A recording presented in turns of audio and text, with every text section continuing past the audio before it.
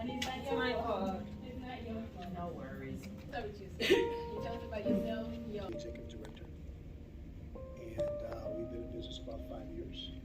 We really got started right after my. And so we want to be impactful and intentional about building the right relationships so that our businesses can really grow and thrive, not only here but abroad. So thank you. Is part of the World Trade Center and the St. Louis Economic Development Partnership, and Annie is part of the team, Annie Mambali, so she wanted to host the event here, and we said that would be great.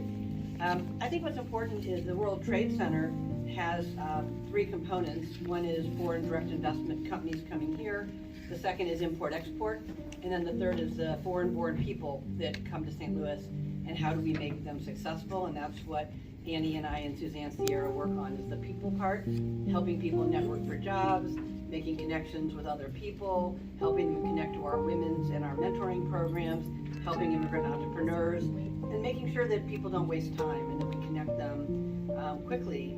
And so I'm really happy to be here. East St. Louis, Illinois, and its suburbs. I'm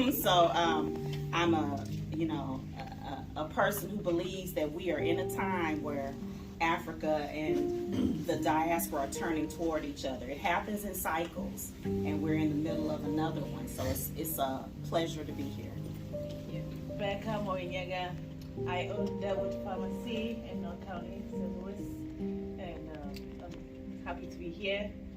I actually started with Shigum a few years ago when the group started, but again, this got in the way, so I'm happy to be back here again. We are passionate about our community. We want everybody to be well. Preventive health is our passion. That's what I do, and I was blessed to be part of the COVID vaccination rollout and then the testing. And we also help with the flu shots. Well, things are going on now. COVID, we know what it is now. We're learning to live with it. But it's time for us to pay attention to other vaccinations that we need. So we are continuing the process. My pharmacy currently just do vaccination and testing. That's all we do. And so we look around to make it possible for minority. The uninsured and the underinsured. That's our passion right now. We're currently working with DHSS with a grant that allows us to give vaccines of any kind, be it immigration vaccine, vaccine you need for school, just any vaccine. Once it's immunization, we can give it to any adult 18 years and above for free. So I'm happy to be here. I'm happy to do collaborations if you know people, group of people, be it immigrants, be it minorities of any kind, anybody at all who could use this help. That's my mission. That's why I'm here. Founder and president of Gizelle Fair Trade International. And what that means is we work with women and weavers and craftsmen back in Africa and make what they do economically sustainable for them. So make sure that they don't have the hassles of going to the market. They have orders throughout. They're not lacking raw materials. We provide all that so that they can continue doing what they do best. And then we bring those goods here and expose them to the global market, which is mainly North America and Canada. So I have a wholesale business, so baskets and more. We are based out in St. Charles.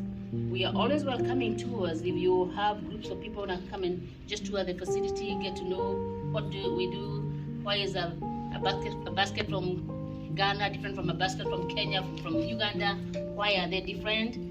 That's what we do. And more importantly, we make an impact with the livelihood of African women. Thank you.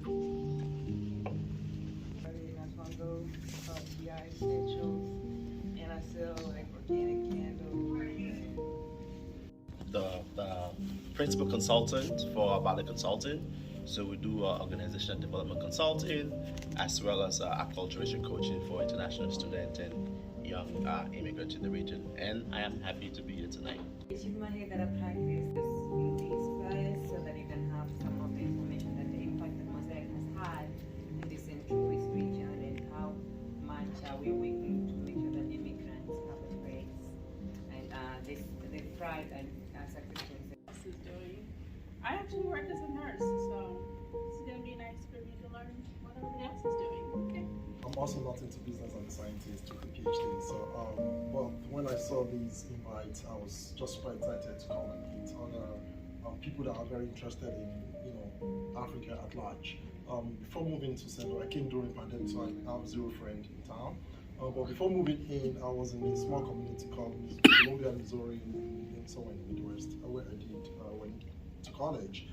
And I was really very involved in a lot of community activities. One of the things I did then was to establish what we call the African Graduate and Professional Association, where we bring professionals that are hidden in different parts of the community out, like get to know them, either you're a doctor or you're a professor or whatever, so that we can all interact and do things. And we did a lot of things, which is still continuing, people still do that. So it's one of the things I look forward to doing is get to meet people, get to know what people are doing, get to understand how we all can contribute to each other, develop each other, and just have it fun.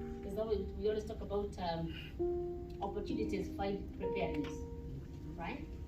But that preparedness is what you can be being in tune, being present where you are with your life. What's life calling you for the next thing? Okay, we heard from Linda. The chamber is calling us to do more. She's been on the roll since she took over the chamber. We are thinking 6 months. When COVID hit and all the supply chain was destabilized, I closed my warehouse. I closed myself because I didn't have one single basket to sell. They were sold out. Because I was used to working 4 to 6 months ahead, right? And then there came time there was nothing coming in. People on the computer, click, buy, And we closed the warehouse because we didn't absolutely run out of product for several months. And now I learned it's not 6 months, it's not 1 year. I'm 2 years ahead. I mean, you want baskets? I'm 2 years ahead. And I mean, I'm running like 60,000 baskets in my warehouse any one time. Because you never know, Sometimes it's excess, but just being in season. And the other thing I was going to say very briefly is about the phone. Our phone. My phone. Your phone. Show me your phone. Sometimes you look at a message. Let's say you're looking at coming to World Trade Center for the mixer, and you put in your address. And the next thing is you see a message coming in, you click on it. The next thing is a YouTube click that you click on, right? You keep going on, and before long you're in these rabbit squirrel holes. You're going everywhere. You started with the direction, but now you are looking at when Minka is gonna be buying next, right? But you are looking at direction. You know what I'm saying? The phone can take you every direction. But let's be sincere. The only power of that phone is pick up someone and call. Think of someone and just pick a phone and call somebody. That's what the phone was designed for. And when you do that, you're always lifting somebody else's life. All right? Happy holidays. As how we hold it up. It's only as valuable as how we hold it up. And I think we have an opportunity as Africans and people who are supportive of Africans and African Americans in this region to really lift this organization up and make it what it can.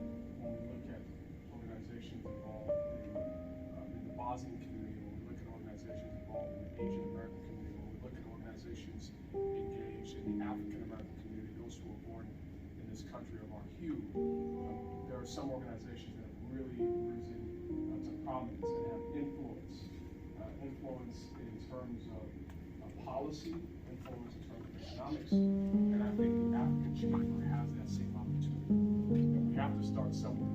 So when Linda invited me to come and just check it out, I said, yes, I'll come. And I hope that we can invite more people because there's so many of us here.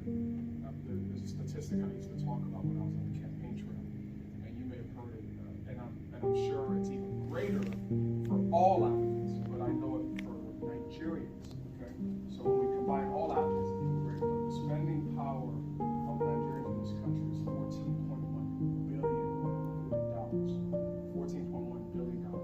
Nigerians, just Nigerians. Now, we're not even talking about Cameroonians and Ghanaians and Kenyans, but just Nigerians pay $4.1 billion in this country in federal, state, and local taxes. So we are here. We are part of this fabric of this country.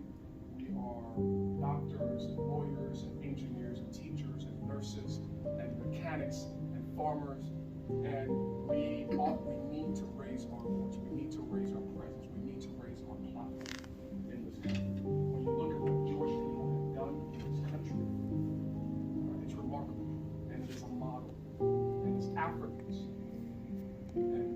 Africans here in St. Louis and all across this region, we have an opportunity, as Jeffrey said, to work together.